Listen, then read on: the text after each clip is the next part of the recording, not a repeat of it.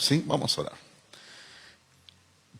Una vez más nos presentamos ante tu presencia, Padre eterno, luego de que hemos orado como iglesia y ahora lo hacemos nuevamente, como tus hijos, como tus hijas, como tu pueblo, Señor, que somos, nos acercamos ante el trono de la gracia para hallar socorro en el oportuno momento. Y en este momento, Padre, nos queremos unir en oración, nosotros aquí en este país, amado el país del Perú, Señor, y estamos seguros, Padre, que también en el otro país donde ahora estamos teniendo ciertos impases con los hermanos de Colombia, Padre, donde también hay muchas iglesias cristianas que proclaman tu nombre, que al igual que ellos, Padre, estamos orando por la paz. Pedimos, Padre, que nuestras autoridades puedan reflexionar, nuestras autoridades de ambos países, podamos pensar bien las cosas antes de actuar, podamos, Padre, buscar la tranquilidad, la cordura, y pedimos, Padre, de que en toda esta situación prevalezca la paz, Señor, el entender que somos países hermanos y que podemos convivir, Señor, en tranquilidad. Padre Santo, trae paz, Padre, que la paz se pueda implantar no solo en nuestros corazones, sino también que pueda haber una paz política, una paz social, Señor. Pedimos que en este tiempo también que vamos a iniciar el mensaje de tu palabra, tú nos dirijas y que podamos encontrar fortaleza espiritual en las Escrituras. Oramos, Señor, en Cristo Jesús. Amén, Padre. Amén. Estamos en el libro de Hechos de los Apóstoles, en el capítulo número 2, cuando Pedro, el apóstol Pedro, ha iniciado su sermón, que dicho sea de paso, es el primer sermón de la era cristiana, porque ya ha venido el Espíritu Santo, y Pedro tiene esa gran bendición, esa gracia divina de traer el primer sermón de la era cristiana.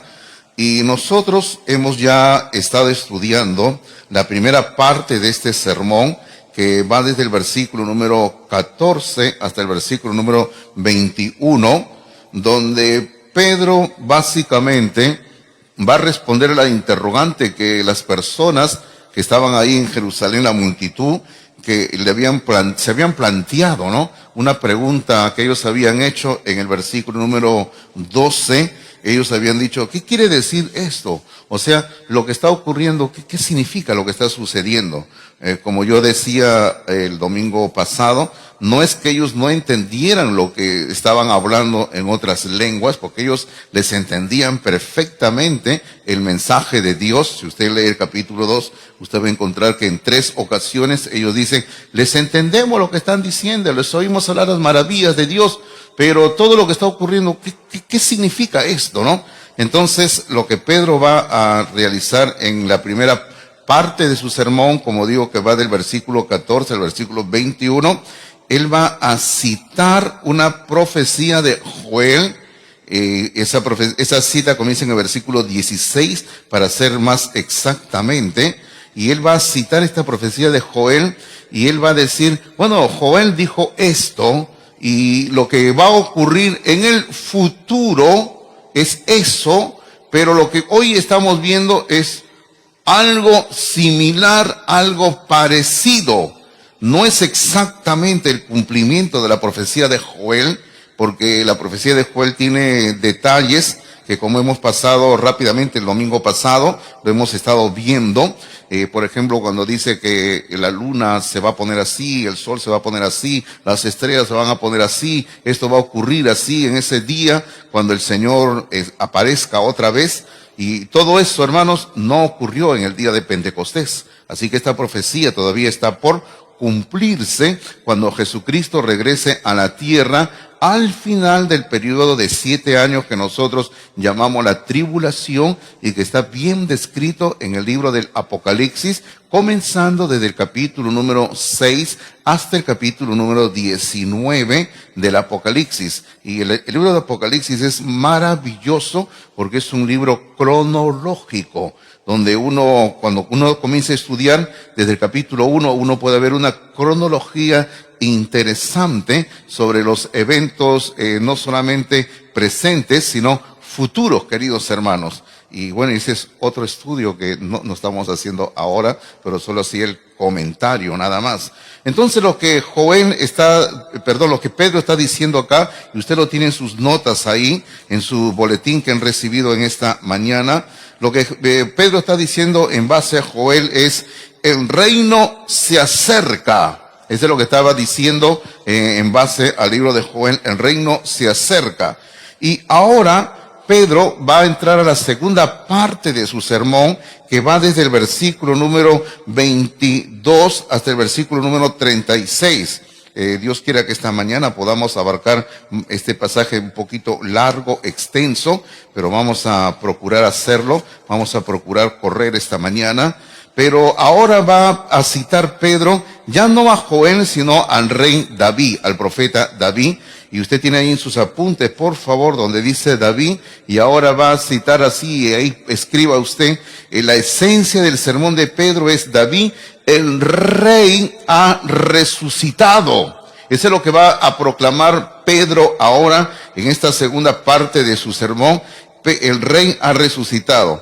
Ahora, como yo le decía el domingo pasado, el tema del mensaje de Pedro no es sobre las lenguas que han estado ocurriendo al comienzo del capítulo 2, usted lo ve, y luego Pedro va a explicar algo sobre este asunto, desde el versículo número 16, citándolo a Joel, hasta el versículo número 21. Usted ve que solamente son unos 6 versículos donde Pedro va a hacer referencia a este asunto de las lenguas. Ahora, es que el tema de Pedro no es hablar sobre lenguas, sobre que van a hablar otros idiomas. Ese no es el tema de Pedro. El tema de Pedro es hablar sobre el Rey Jesucristo.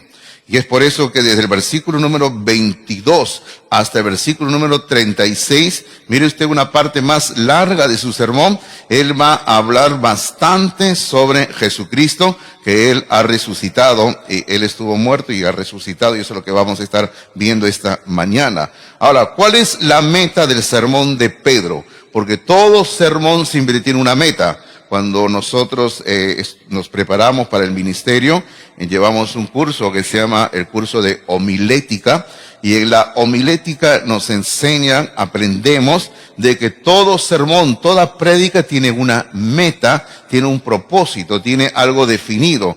No predicamos por predicar, no hablamos por hablar, tiene que tener una meta. Entonces, ¿cuál es la meta del sermón de Pedro en esta ocasión?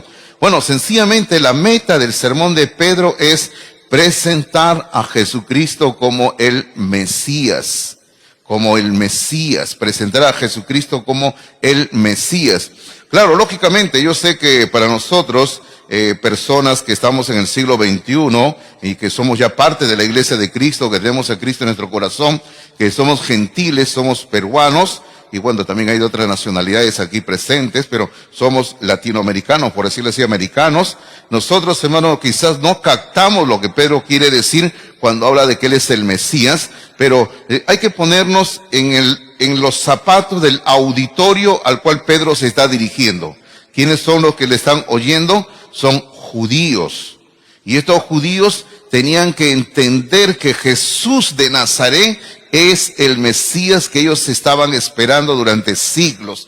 Cuando uno lee en el versículo número 36, terminando esta segunda parte del sermón de Pedro, en el versículo número 36, usted observa que dice así: sepa pues ciertísimamente, fíjese esa palabra, ciertísimamente, o sea, una convicción plena, toda la casa de Israel, que a este Jesús. Y Pedro aquí, hermano, no tiene temor de decir las cosas como son. Él acusa porque es la verdad. Él dice: a este Jesús a quien vosotros crucificasteis. ¿Y qué es lo que ocurre? Luego dice: Dios le ha hecho Señor y Cristo.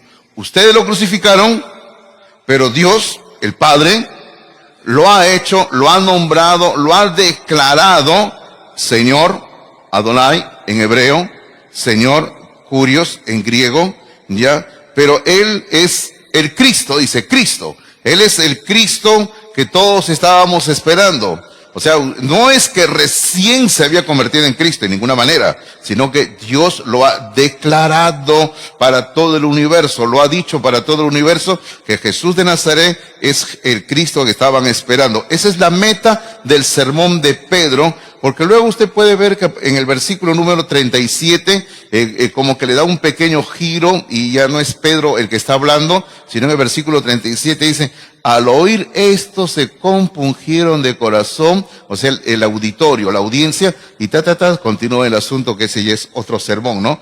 Pero Pedro en el versículo 36 está colocando, como se diría, el dedo en la llaga, en la herida, y ellos tenían que entender que Jesús de Nazaret es el Señor y el Cristo, es el Mesías que se estaba esperando. Ahora, lo que Pedro va a hacer en esta parte de su sermón, queridos hermanos, que estamos comenzando a ver del versículo número 22 al 36, lo que Pedro va a ver es nos va a brindar, por decirlo así, un resumen del Evangelio, de lo que nosotros entendemos lo que es el Evangelio. Todos sabemos, tenemos una idea de lo que es el Evangelio que tenemos 4 evangelios en la Biblia. Nosotros, es algo maravilloso, en verdad, cada evangelio. Y yo en estos últimos días estoy leyendo el Evangelio de San Lucas. Es precioso el Evangelio de San Lucas, hermanos, es tremendo. Yo les animo a que lean el Evangelio de San Lucas, y justamente estamos haciendo la lectura del Evangelio de San Lucas también en los cultos. Pero el Evangelio, queridos hermanos, también no solamente es resumido por Pedro aquí, sino que todos recordamos cuando Pablo resumió el Evangelio, y solamente hago referencia, nada más, no tiene que abrirlo, no tiene que buscar en la Biblia esto, en 1 de Corintios, capítulo número 15, versículos número 3 y 4, Pablo dice que Cristo murió por nuestros pecados conforme a las Escrituras. Luego Pablo sigue diciendo, y que fue sepultado y que resucitó el tercer día conforme a las Escrituras. Observe que Pablo está resumiendo el Evangelio, que Cristo murió, que Cristo fue sepultado, y ahí no termina todo, dice Pablo, sino que él dice, y resucitó al tercer día. Y si usted sigue leyendo ahí el capítulo 15 de 1 de Corintios, Pablo dice, y apareció a fulano, y luego le apareció a sutano, y luego le apareció un grupo grande de personas. O sea, no quedaran dudas de que Cristo había resucitado. Él resucitó, ¿verdad? Cristo no está en la tumba como otros religiosos, como otros líderes de este mundo. Él resucitó al tercer día. Así que Pablo nos brinda un resumen del Evangelio ahí en 1 de Corintios capítulo 15, versículo número 3 y 4 en adelante. Usted puede ver este resumen del Evangelio. Y Pedro va a hacer lo propio en esta segunda parte de su sermón, en Hechos capítulo 2, versículo 22 al 36, vamos a encontrar también un resumen del Evangelio. Pero para seguir el orden como usted lo tiene en sus apuntes, vamos a decir lo siguiente, que Pedro, ya que le está hablando a un auditorio que eran judíos, y como decimos, y como hace un momento dijimos, en el versículo número 36, la meta del sermón de Pedro era probar, demostrar que Jesús de Nazaret es el Mesías. Entonces, lo que Pedro va a hacer en este resumen del Evangelio, él va a presentar 4 pruebas, o lo que yo le llamo 4 credenciales fundamentales a nuestra fe, demostrando que Jesús de Nazaret es el Mesías. Y usted tiene ahí en sus apuntes donde dice credencial número 1, credencial número 2, número 3 y número 4, ¿verdad? Entonces vamos a presentar credenciales.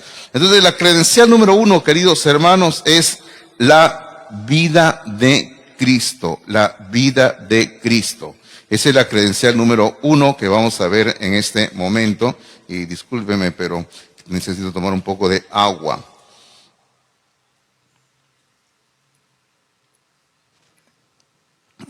Qué rico. Es el único momento que yo tomo agua, porque luego no tomo agua, queridos hermanos. Mi familia sabe que yo casi no tomo agua, hermanos. ¿Y qué toma, pastor? Tomo té,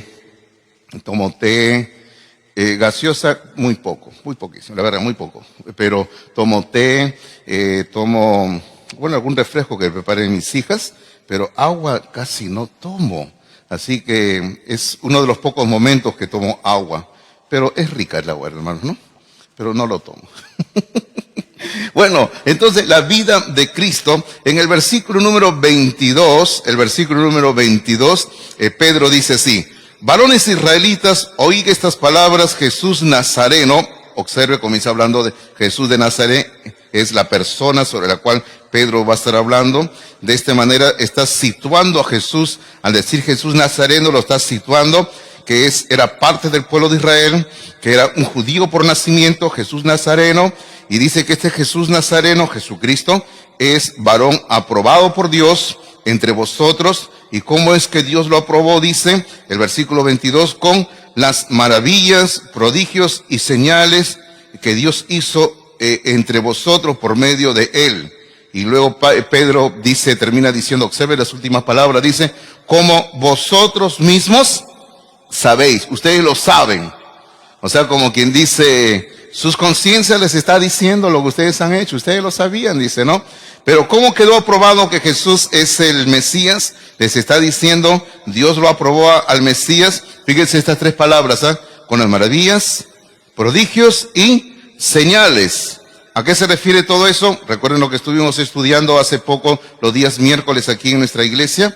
Se refiere a los milagros que Dios hacía, porque Jesucristo llevó a cabo tremendos milagros que eran maravillosos. Y justamente ya que estamos hablando de milagros y que esto no le quedó dudas a ellos, tenemos que ponernos a pensar cómo reaccionaban las personas ante los milagros que Jesús realizó. Porque usted recuerde que aquí al final de este versículo 22 dice, como vosotros mismos sabéis. No le quedó dudas de que durante la vida de Cristo él hizo muchos milagros, ustedes lo saben. Ahora, y vuelvo a decir, ¿y cómo reaccionaba la gente ante los milagros que Cristo hacía? Bueno, ante todo queremos decir que los milagros que Cristo realizó, hermanos, fueron milagros extraordinarios, maravillosos. Como dice ahí el versículo 22, ¿no? Maravillosos, maravillas, dice. Maravillosos fueron los milagros que Cristo llevó a cabo. Hermanos, si uno se pone a estudiar los milagros de Cristo, son extraordinarios.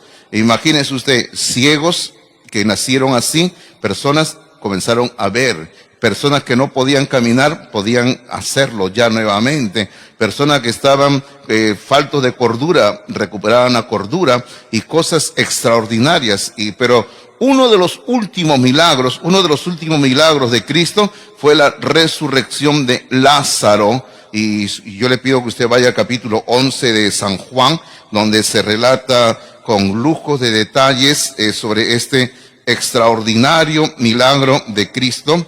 Y yo en alguna ocasión le decía, ¿no? Y existe la discusión si este es el milagro más grande de Cristo, ¿no? Y bueno, vamos a entrar ahorita en esa discusión, pero solamente podemos decir que fue un milagro extraordinario. Todo el capítulo 11 usted lo puede leer con tranquilidad luego. Pero el versículo 43 y el versículo 44 dice así, dice, y habiendo dicho esto, Jesús acababa de orar al Padre, una oración muy corta, muy sencilla. Dice, habiendo dicho esto en el versículo 43, clamó a gran voz, o sea, alzó la voz para que todos los que estaban ahí le pudieran oír. Y dice, Lázaro, ven fuera. Algunos a veces yo les escucho decir que Cristo dijo, Lázaro, levántate. No dice levántate, dice ven fuera, dice ven fuera. Ahora, y el versículo 44 dice, y el que había muerto, o sea Lázaro, salió atados las manos y los pies con vendas y el rostro envuelto en un sudario, y Jesús les dijo, desatadle y dejadle ir. O sea, este es, digamos, la esencia del milagro. Lázaro, después de algunos días que había estado muerto, es resucitado. Pero luego la pregunta sigue para nosotros, ¿no? ¿Y cómo reaccionó la gente ante este milagro y todos los milagros de Jesús? Bueno, yo digo, habían tres tipos de personas a que se enfrentaban ante los milagros de Jesús. Primer grupo de personas eran los que creían en Jesús como el enviado de Dios. En el versículo 45 dice, Entonces muchos de los judíos que habían venido para acompañar a María y vieron lo que Jesús hizo, creyeron en él. Vieron el milagro de resurrección de Lázaro y aquí hay un primer grupo de personas que creen en Jesús, aceptan que Jesús de Nazaret no es un simple profeta, sino que es el Hijo de Dios, es el enviado de Dios, es el Mesías que Dios ha enviado a esta tierra. Luego encontramos un segundo grupo de personas en el versículo 46 y yo le llamo son los incrédulos, los que no aceptaban a Jesús como el Mesías. Y versículo 46 dice, pero algunos de ellos fueron a los fariseos y les dijeron lo que Jesús había hecho. Ahora usted dirá, pastor, ¿y dónde están los incrédulos? Es que fueron a los fariseos. Porque, o sea, fueron a contarle, fariseos, miren Jesús, miren lo que ha hecho. Nosotros no creemos en él, pero él ha hecho esto, ha hecho lo otro, así, y ha dicho así, ha dicho así. Y seguramente les habían contado a los fariseos, Jesús ha dicho que él es la resurrección y la vida. ¿Y cómo puede decir eso a este hombre, verdad? Entonces estas personas del versículo 46 que fueron a los fariseos no creían en Jesús. Es un segundo grupo de personas incrédulas. Y nunca falta hasta el día de hoy este segundo grupo. Siempre hay los que creen en Jesús y los que no creen en Jesús. Y aquí tenemos. Luego hay un tercer grupo que viene a ser los que decidieron matarlo a Jesús, las autoridades judías. Bueno, versículo número 47 en adelante, encontramos justamente esto, el versículo 47 dice, entonces los principales sacerdotes y los fariseos reunieron el concilio y dijeron, ¿qué haremos? Decían, porque este hombre hace muchas señales. Y permítame cortar la lectura ahí, pero usted puede seguir leyendo hasta el versículo número 50 por lo menos, donde en el versículo 50 estas personas que están ahí reunidas dicen, nos conviene que un hombre muera. Nos conviene que un hombre muera, dice en el versículo 50, porque ellos estaban planificando la muerte de Jesús. Así que ante Jesús y su mensaje siempre había en ese momento tres reacciones: los que no creían, los que creían y los que tenían la autoridad de decidir matarlo a Jesús de Nazaret. Ahora, ¿cuál es la posición de usted ante Jesús?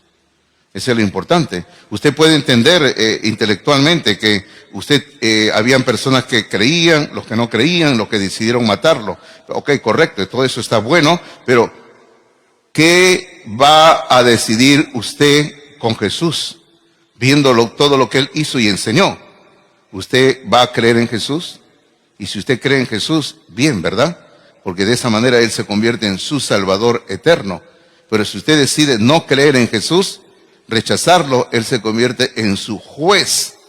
Y como juez, él tiene que juzgar y condenar a quien debe de ser condenado. Ahora, pero luego tenemos nosotros, si seguimos, volvemos otra vez a Hechos, por favor, capítulo número 2, habiendo visto un pequeño y muy apretado resumen de la vida, el ministerio de Jesús, vemos la segunda credencial que Pedro va a hacer referencia aquí, es credencial número 2, la muerte de Cristo, la muerte de Cristo. Y volvemos al capítulo 2 de Hechos, en el versículo número 23, capítulo 2, el versículo número 23 dice así, a este, o sea, se refiere a Jesús de Nazaret, dice a este, entregado por el determinado consejo y anticipado conocimiento de Dios, prendisteis y matasteis por mano de inicuos, crucificándole. Bueno, este versículo es también un versículo muy profundo en su enseñanza en cuanto a la muerte de Jesús. Pero yo quiero presentar como dos preguntas y las vamos a responder esta mañana, ¿sí? La primera pregunta es esta, ¿no? Si Jesús es el Mesías, que hasta ahora estamos viendo en las Escrituras, la pregunta es, ¿él fue una víctima de las circunstancias? O sea, eso es lo que primero nos preguntamos, ¿no? ¿Él fue una víctima de las circunstancias? Y la segunda pregunta es, si él es el Mesías, como afirmaba ser, ¿por qué no usó su poder para evitar que lo crucifiquen? Yo no sé si usted alguna vez se ha hecho preguntas parecidas o usted ha escuchado a alguien que siempre pregunta así, ¿no? Jesús fue una víctima de las circunstancias, Jesús no quería morir en la cruz, dicen algunos, y lo crucificaron en contra de su voluntad. Hay gente que habla así, y otras personas sencillamente dicen, si Él era Dios, ¿por qué no usó su poder para evitar que lo crucifiquen? Bueno, fue lo mismo que dijo uno de los ladrones, ¿recuerdan ustedes?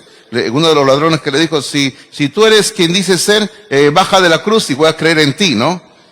Bueno, rápidamente le respondo en base a lo que estamos viendo en este versículo, lo que dice la palabra de Dios, la Biblia. Primero le quiero decir que Jesús no fue una víctima de las circunstancias. Él no fue una víctima de las circunstancias. Porque la Biblia dice, y anote el pasaje por favor porque el tiempo nos gana, en el capítulo 10 de San Juan, en los versículos 17 y 18, Cristo dijo así, el Padre me ama porque yo pongo mi vida, dice, yo pongo mi vida para volverla a tomar. Y luego en el versículo 18 dice, nadie me la quita, o sea su vida, sino que yo de mí mismo la pongo. Acabo de leer en San Juan capítulo 10, versículos 17 y 18. Así que Cristo puso voluntariamente su vida. Él no fue una víctima de las circunstancias. Y además, queridos hermanos, Pedro lo que está demostrando en este versículo número 23 es que Cristo tuvo una muerte según el plan de Dios. Todo estaba dentro del plan de Dios. Yo en más de una ocasión he conversado con personas que dicen, Jesús no esperaba morir en la cruz. Cristo murió y cuando Cristo murió en la cruz, como él no esperaba, se activó el plan B. Plan B. Y yo le digo, no existe plan B para Dios. Para Dios solamente existe un solo plan, nada más. Él tiene todo un programa, un plan para el universo. No existe plan B, por si acaso. Quizás alguien tenga plan B en cuanto a otros asuntos, ¿no? Pero no existe para Dios plan B, por si acaso. Dios ya tenía todo programado y la muerte de Cristo fue dentro del programa de Dios. Había un plan divino. Porque el versículo 23 que estamos viendo, Hechos capítulo 2, versículo 23, observe la primera parte del versículo, dice así, a este, o sea Jesús, entregado por el determinado consejo y anticipado conocimiento de Dios. ¿Está claro?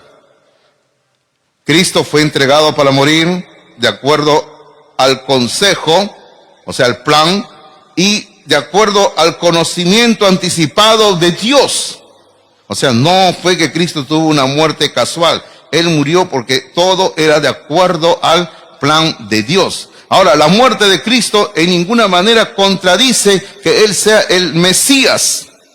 Hermano, más bien todo eso estaba programado dentro del plan de Dios, que Él tenía que ser el Mesías prometido por la humanidad. Ahora, entonces viene la pregunta, ¿no? Si todo era el plan de Dios, queridos hermanos, Cristo no era una víctima, todo era el plan de Dios, entonces los judíos estaban libres de cualquier responsabilidad por la muerte de Jesús. En ninguna manera. Porque el versículo 23 que estamos leyendo, la segunda parte del versículo 23, luego de decir que todo fue de acuerdo al consejo, el anticipado conocimiento de Dios, observe que el versículo 23 sigue diciendo, prendisteis y matasteis por mano de inicuos crucificándole. En otras palabras, ustedes son responsables por lo que decidieron hacer. Porque ustedes como nación, como judíos, escucharon a Jesús predicar y enseñar durante más de 3 años. Pero antes de eso lo escucharon a Juan el Bautista. Y ustedes tuvieron oportunidad de aceptar a Jesús de Nazaret como el Mesías. Pero ustedes decidieron matarlo. Y para eso utilizaron a los gentiles, a los romanos. Así que Israel, el pueblo de Israel, no era, digámoslo así, inocente de lo que habían decidido. Inclusive hay una parte, recuerdan ustedes, cuando están pidiendo que Cristo sea crucificado, ellos trajeron juicio sobre sí mismos como nación cuando dijeron, Cuando Pilato decía, lo voy a liberar, lo voy a soltar, y ellos dijeron, no, si él es inocente, su sangre sea sobre nosotros y sobre nuestros hijos. Oh, hermanos, eso fue algo muy fuerte.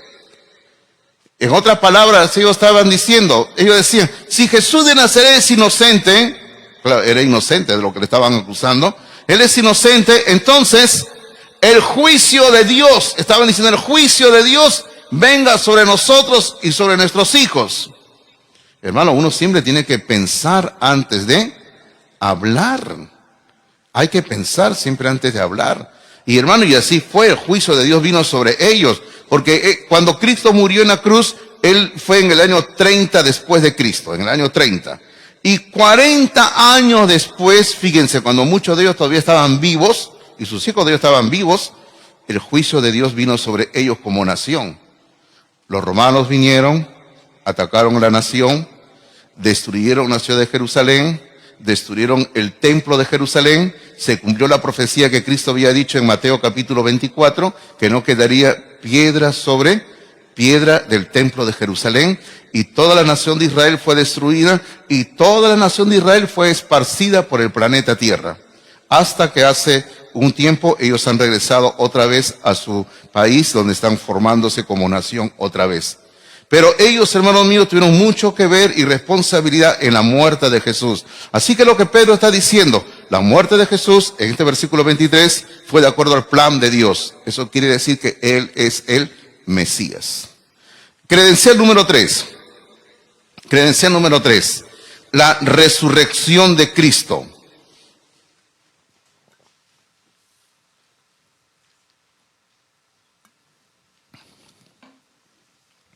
La resurrección de Cristo. El versículo número 24 dice así: al cual Dios levantó, suelto los dolores de la muerte. Lo que está diciendo Pedro aquí es, Cristo se levantó de la tumba porque Dios lo levantó, dice. Dios lo levantó. Eso es lo que está diciendo en el versículo 24. O sea, no es que Él no murió, como algunos dicen, Él se desmayó, dicen algunos, y después se despertó y salió de la tumba, ¿no? Pero acá lo que está diciendo en el versículo 24 dice, Dios levantó, Dios lo levantó, dice. O sea, Dios lo regresó a la vida, dice, suelto los dolores de la muerte.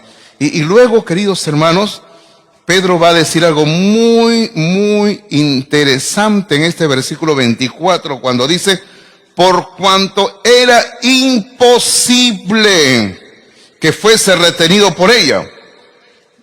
Cristo no podía ser retenido por la muerte. La muerte no tenía ninguna autoridad sobre Cristo. La muerte no podía impedir que Cristo saliera de la tumba. Eso es lo que está diciendo aquí en el versículo número 24 que acabamos de leer. Y rápidamente yo le quiero mencionar 5 razones por las cuales la resurrección de Cristo es importante. Son 5 razones que le quiero mencionar así rápidamente. Razón número 1. La resurrección de Cristo es importante porque ese es el tema de la predicación cristiana. Todos los domingos cuando la iglesia del Señor se reúne, y no solo los domingos, pero es un decir, cuando la iglesia del Señor se reúne en todo el planeta Tierra, se habla que Cristo ha resucitado de entre los muertos. Así que esa es la razón número 1. La razón número 2, ¿por qué la resurrección de Cristo es importante? Porque es el punto culminante de la historia de la redención. ¿Cuándo comenzó la historia de la redención? La historia de la redención comenzó en la eternidad pasada, cuando Dios había decidido que vendría su Hijo a morir en la cruz. Ahí comenzó, y todo eso llegó a su clímax en la muerte de Cristo y luego en la resurrección de Cristo. Esa es la historia de la redención. Razón número 3, ¿por qué la resurrección de Cristo es importante? Porque la resurrección de Cristo demuestra que Cristo realmente es Dios. Demuestra que Él es Dios. No es que Cristo se volvió Dios con la resurrección en ninguna manera, sino que quedó en evidencia que Él es Dios cuando resucitó de entre los muertos. Razón número 4, ¿por qué la resurrección de Cristo es importante? Porque, hermanos, de esa manera queda establecido que Él es el Mesías. quede establecido que Él es el Mesías que se había estado anunciando en todo el Antiguo Testamento y que el pueblo judío esperaba en ese momento. Y ahora todavía Israel, el pueblo de Israel que está allá en su tierra en este momento, en el año 2025, que ellos siguen esperando al Mesías, ellos tienen que llegar a entender que Jesús de Nazaret es el Mesías que Dios ha enviado a esta tierra. Y la quinta y última razón por la cual la resurrección de Cristo es importante es porque es la garantía de nuestra resurrección. Hermano, queda garantizado que todos vamos a resucitar un día de entre los muertos. Claro, alguien dirá, pero pastor, también hubieron personas que resucitaron durante el ministerio de Cristo. Es cierto. Por ejemplo, Lázaro, ¿no? Resucitó. El Señor lo resucitó. Pero Lázaro, después de cierto tiempo, ¿qué le ocurrió a Lázaro, hermanos? Murió, ¿sí o no? Como cualquier ser humano. Pero cuando nosotros resucitemos, el Señor nos resucite, según la enseñanza de las Escrituras, nunca más vamos a volver a morir. Esa es la diferencia. Así que la resurrección de Cristo, porque Cristo nunca más va a volver a morir, la resurrección de Cristo garantiza que todos nosotros vamos a resucitar de entre los muertos. Hay un pasaje que para mí es muy importante, y es el pasaje, es el versículo, es el texto más antiguo en toda la Biblia que habla sobre la resurrección. Este versículo o este pasaje que vamos a ver en un momentito, todavía no se lo doy porque quiero que me escuche lo que le estoy diciendo, se pronunció, se dijo más o menos en el año 2000 antes de Cristo. Fíjese, en el año 2000 más o menos antes de Cristo, ¿eh? O sea, si usted le echa pluma a lo que tenemos hasta ahora después de Cristo, estamos hablando de un pasaje que tiene unos 4000 años. Observe usted, en el 2000 antes de Cristo, ¿eh? Y hermanos, y fue escrito inclusive antes de que Moisés escribiera el libro del Génesis.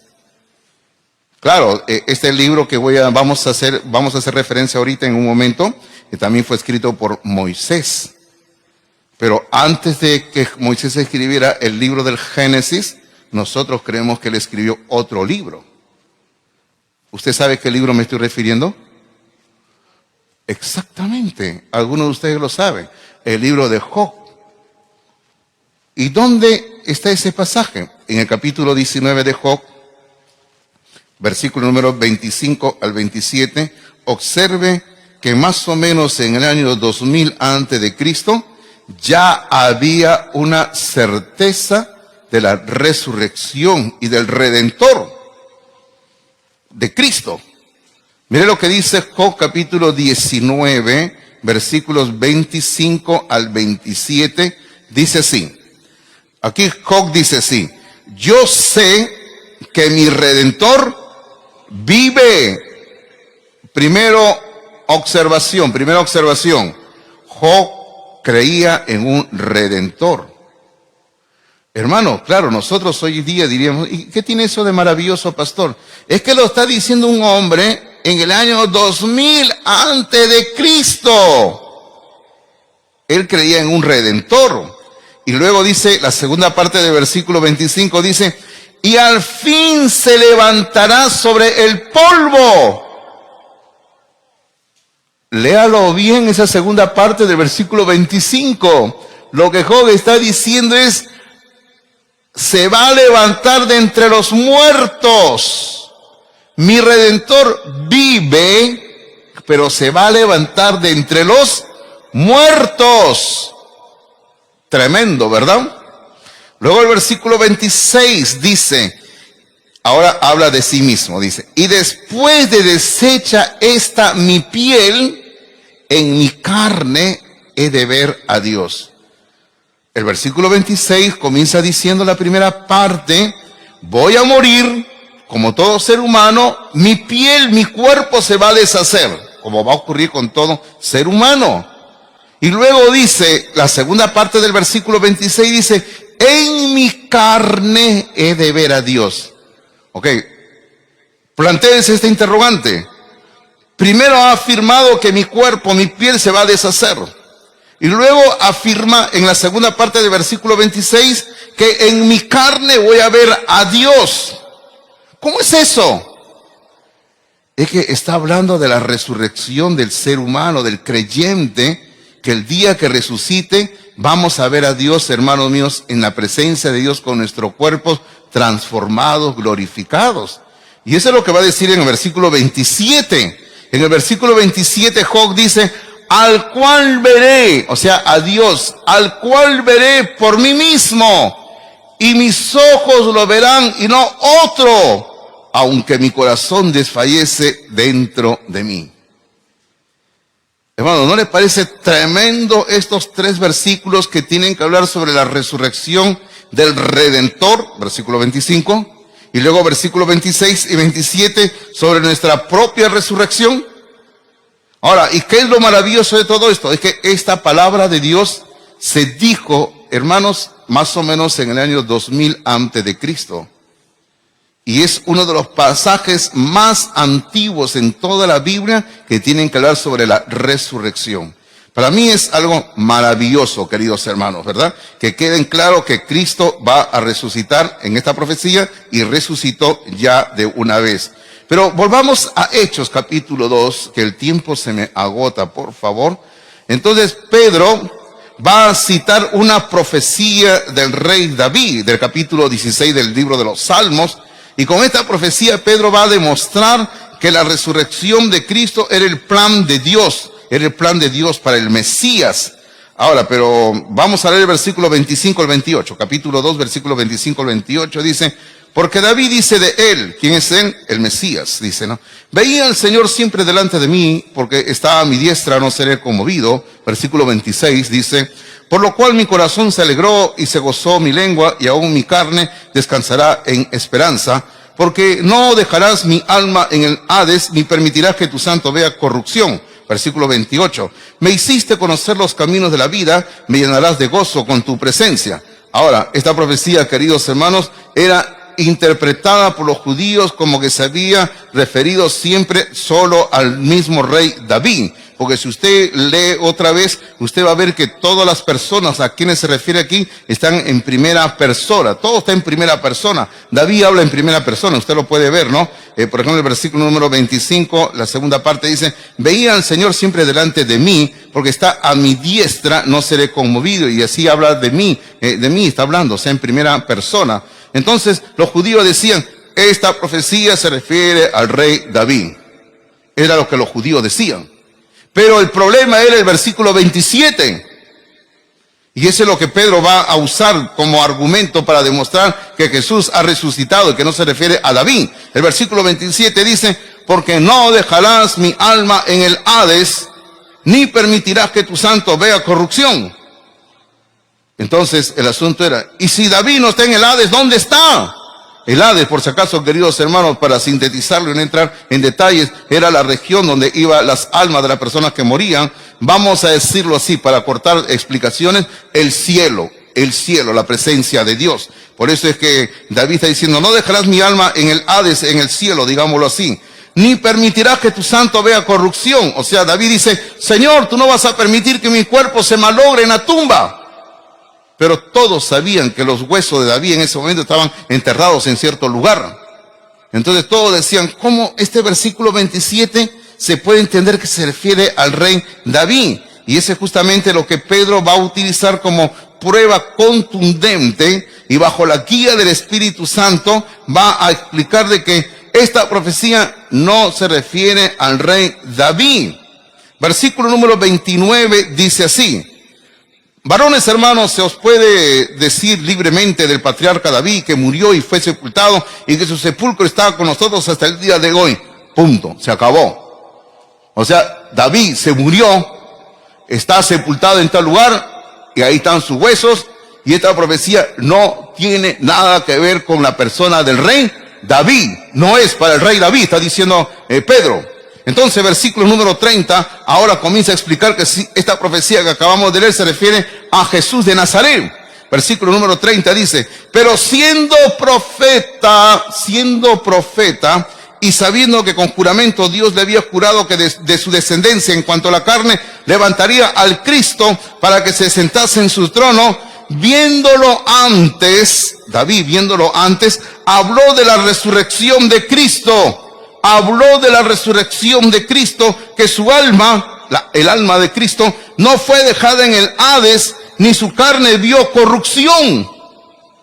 Ahí está la prueba en el versículo 31.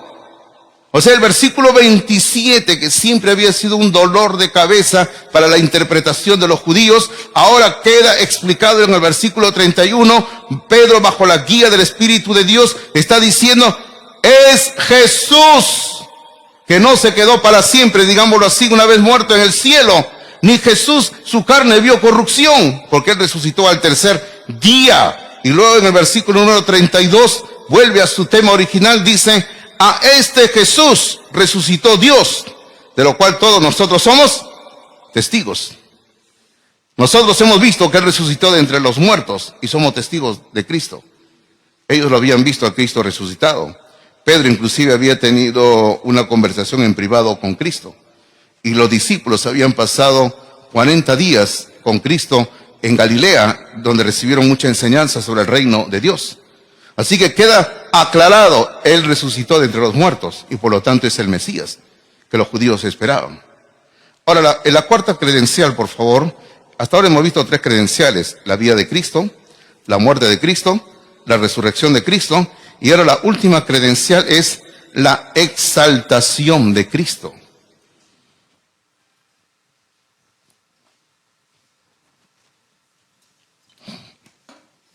La exaltación de Cristo. Versículo número 33 dice, así que, o sea, como que vamos resumiendo todo lo que he dicho, así que, eso se refiere a así que, exaltado por la diestra de Dios. Cristo ha sido exaltado por la diestra de Dios. Bueno, cuando se habla de la diestra de Dios, se está hablando del poder de Dios. Cristo ha sido exaltado por el poder de Dios, dice. Y habiendo recibido del Padre la promesa del Espíritu Santo, ha derramado esto que vosotros veis y oís. Se refiere a la venida del Espíritu Santo, al comienzo del capítulo 2 de Hechos de los Apóstoles. Hermanos, este versículo 33, Pedro está estableciendo que Cristo ha sido exaltado por Dios.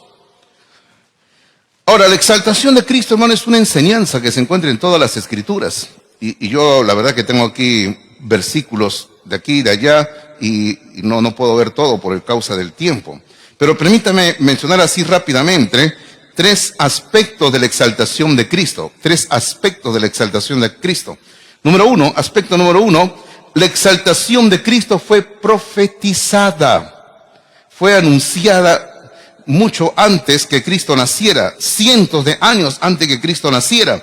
Y aquí Pedro está citando un pasaje del libro de los Salmos, cuando dice, el Señor dijo a mi Señor, siéntate a mi diestra. Pero, por ejemplo, hay otra cita que para mí es formidable y que hace unos años estuvimos estudiándolo aquí en la iglesia en una serie de sermones. Es el capítulo 52 de Isaías, donde se ve el 4.º cántico del siervo de Dios. Porque en el libro de Isaías hay 4 cánticos del siervo de Dios, del siervo de Jehová. Y aquí en el capítulo 52, versículo número 13, se inicia el 4.º cántico que va hasta el final del capítulo 53 de Isaías. Pero el capítulo 52, versículo número 13, es fascinante sobre la exaltación de Cristo, y yo se lo quiero leer. 52:13 de Isaías dice así: he aquí que mi siervo, luego dice, observe las palabras, será prosperado, será engrandecido y exaltado, y será puesto muy en alto, dice. Así dice la palabra de Dios. Observe las palabras: prosperado, engrandecido, exaltado y muy en alto. Eso tiene que ver con la exaltación de Cristo.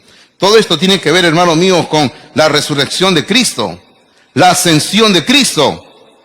Y cuando Cristo llegó al cielo, Él fue coronado como el Rey del universo. Para mí siempre ha sido maravilloso cuando leo el Salmo 22. ¿Por qué es maravilloso? Porque el Salmo 22 nos presenta, nos describe la muerte de Cristo, los sufrimientos de Cristo. Luego el Salmo 23, que todos conocemos de memoria, ¿verdad?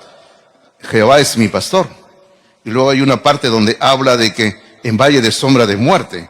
El Salmo 23, si seguimos una secuencia, capítulo 22 de Salmos, muerte de Cristo, sufrimiento de Cristo. capítulo 23 de Salmos, Cristo en la tumba, en la muerte. Y luego viene el maravilloso capítulo 24 del libro de los Salmos, que yo le animo a que usted lo lea. Y el maravilloso capítulo 24 del libro de los Salmos habla sobre Cristo llegando al cielo, la exaltación, Cristo regresando al cielo. Porque en el capítulo 24 se repite una frase que dice: alzaos, oh puertas eternas, y entrará el Rey de Gloria. Y luego dice: ¿y quién es el Rey de Gloria? Es Jehová de los ejércitos, Él es el Rey de la Gloria, dice. Capítulo 22 de Salmos, sufrimientos y muerte de Cristo. Capítulo 23 de Salmos, Cristo en la tumba. Capítulo 24, Cristo regresando al cielo. La exaltación más sublime que pudo recibir el Señor Jesucristo cuando fue recibido allá en el cielo. Pero luego el segundo aspecto que quiero mencionar rápidamente sobre la exaltación es que la exaltación fue realizada. ¿Cuándo se realizó la exaltación? Cuando Cristo ascendió al cielo. Y hemos visto eso en el capítulo 1 de Hechos. Hemos visto pasajes como Marcos, y le doy la cita, Marcos capítulo 16, versículo 19, Marcos 16, 19, donde dice que Cristo fue recibido arriba en el cielo y se sentó a la diestra de Dios. Y lo mismo dice Hebreos capítulo 1, versículo número 3, donde habla de que Cristo se ha sentado a la diestra de la majestad en las alturas. El Señor ahora está sentado a la diestra del Padre, allá en las alturas. Así que el segundo aspecto de la exaltación es, se realizó, se llevó a cabo, ya. Y el tercer aspecto y último aspecto de eso, que estoy mencionando sobre la exaltación es que la exaltación fue explicada por el apóstol Pablo. Usted puede ver esta explicación en el libro de los Filipenses capítulo 2, versículo número 5 al 11. Donde se habla de que Cristo se humilló, dice, teniendo la forma de Dios, tomó la forma de hombre, y estando en la condición de hombre, se humilló a sí mismo, haciéndose obediente hasta la muerte de cruz, dice la Biblia. Y luego de esto dice el versículo número 9, Filipenses capítulo 2, versículo número 9, dice, por lo cual Dios le exaltó hasta lo sumo, dice, y le dio un nombre que es sobre todo nombre, para que en el nombre de Jesucristo se doble toda rodilla de los que están en los cielos y en la tierra, y toda lengua confiese que Jesucristo es el Señor, para gloria de Dios Padre. Amén, hermanos. Amén, ¿verdad? Cristo es Dios. Y Cristo ha sido exaltado hasta lo sumo, dice Filipenses capítulo 2, versículo 9. ¿Qué quiere decir ser exaltado hasta lo sumo? Hasta lo más elevado de lo elevado de lo elevado. Y ya no tengo palabras cómo decirlo, hermanos míos. ¿Verdad? Hasta el lugar más prominente que pueda existir en este universo. Cristo ha sido elevado por Dios y Él ha sido exaltado como lo que realmente es Dios. Hermanos míos, el rey David anunció que Él resucitaría, pero también David había anunciado que Él es el Mesías que se estaba esperando. Porque el versículo número 34, rápidamente para ir terminando esta sección, por favor.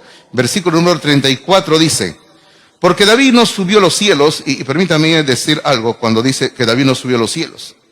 En una ocasión una persona me decía, cuando David se murió nunca fue al cielo, decía. ¿Y a dónde fue? Se fue a otro lugar, nunca fue al cielo. Eso no es lo que dice ahí. No, ahí dice que David no subió a los cielos. Pero es que esa frase que no subió a los cielos se tiene que entender de acuerdo a todo lo que está diciendo. Y lo que está diciendo aquí es que David no subió al cielo para recibir el reconocimiento que Jesús recibió. A eso se refiere. O sea, David murió y fue a la presencia de Dios. Sí, lo que nosotros llamamos el cielo. Pero David no ha ido al cielo para recibir el reconocimiento, la exaltación que Jesús recibió. A eso se refiere. Cuando en el versículo 34, permítame volver a leer, dice, porque David no subió a los cielos, pero él mismo dice, y observe lo que dice, dijo el Señor a mi Señor. ¿No nota algo que le llama la atención aquí? ¿No nota dos veces la palabra Señor? Señor a mi Señor. Claro, lo que se tiene que entender es que aquí lo que se está diciendo es que existe lo que nosotros conocemos por la teología cristiana y el resto de la revelación, Dios Padre y Dios Hijo. No es que hayan dos dioses en ninguna manera. Es un solo Dios. Son tres personas. Y si usted me pide que le explique la Trinidad en el cielo, lo vamos a entender totalmente, porque es un tema tan complejo para la mente humana que algo podemos entender, pero no es la ocasión ahora para hablar de eso. Pero lo que está diciendo aquí es, dijo el Señor a mi Señor. ¿Y qué le dijo? Siéntate a mi diestra. Y cuando Jesús subió al cielo, ¿dónde se sentó? A la diestra del Padre. Así que lo que está diciendo Pedro aquí, esta profecía se refiere a Jesús de Nazaret. Y luego el versículo 35 sigue hablando, dice, ¿hasta cuándo va a estar sentado a la diestra? Dice, hasta que ponga a tus enemigos por estrado de tus pies. ¿Cuándo va a ocurrir esto? Va a ocurrir en la segunda venida de Cristo. Apocalipsis capítulo 19. En este momento Cristo está sentado a la diestra del Padre. Pero va a llegar el día cuando Cristo se levante, se pare y va a venir a la tierra. Apocalipsis capítulo 19. Dirigiendo los ejércitos celestiales, entre ellos la iglesia, para destruir a los enemigos de Dios. Y ahí se cumple lo que dice, hasta que ponga a tus enemigos por estrado de tus pies. Y luego Apocalipsis capítulo 20, Cristo establece el reino en esta tierra. Y luego el versículo 36, donde Pedro, otra vez volvemos, esto lo leímos al comienzo, Pedro como que va terminando su sermón, hacia dónde apuntaba, dice 36, dice, sepa pues ciertísimamente toda la casa de Israel, que a este Jesús a quien vosotros crucificasteis, Dios le ha hecho Señor y Cristo. Lo ha declarado como lo que es realmente Dios, Señor, Cristo, el Mesías. Cristo, Jesucristo, Jesús de Nazaret es Dios y es el Mesías que Dios prometió. Es el Mesías que ahora está sentado a la diestra del Padre. Pero va a llegar el día cuando Él va a venir otra vez a la tierra para destruir a sus enemigos y establecer su reino. Como en cierta parte del sermón dije, y quiero repetirlo, decir, ¿no? Ahora Él se está presentando como Salvador. Pero si tú lo rechazas, Él se convertirá en algún momento en tu juez. Y ya no te salvará, sino que como juez emitirá juicio y lo único que queda es condenación. Vamos a orar, por favor. Le pido que inclinemos la cabeza, cerremos los ojos y podamos acercarnos al Padre en oración por un momento. ¿Sí? Vamos a orar, vamos a orar. Padre, nos presentamos ante ti en oración en estos momentos, dándote gracias por tu poderosa palabra. Damos gracias, Padre, porque realmente quedamos maravillados, sorprendidos por lo que tu palabra dice, Señor. Padre, hay tanto que ver, aprender en tu palabra, que una vida humana no es suficiente, Señor. Pero, Padre, lo maravilloso es que tendremos la eternidad para que en tu presencia podamos seguir aprendiendo por toda la eternidad, Señor. Padre, bendice en esta mañana a los presentes. Y si hubiera alguien, Señor, que nos está oyendo y que aún no tiene a Jesús como Salvador, pueda tomar la decisión más importante, que es por salvación. Y nosotros, tus hijos, tus hijas, te damos la gloria y la honra que solo tú mereces por este plan maravilloso, el plan de la redención. Oramos en esta mañana en el único nombre que tenemos para orar, el nombre de Cristo Jesús. Amén, Señor. Amén. Dios les bendiga, queridos hermanos. Dios les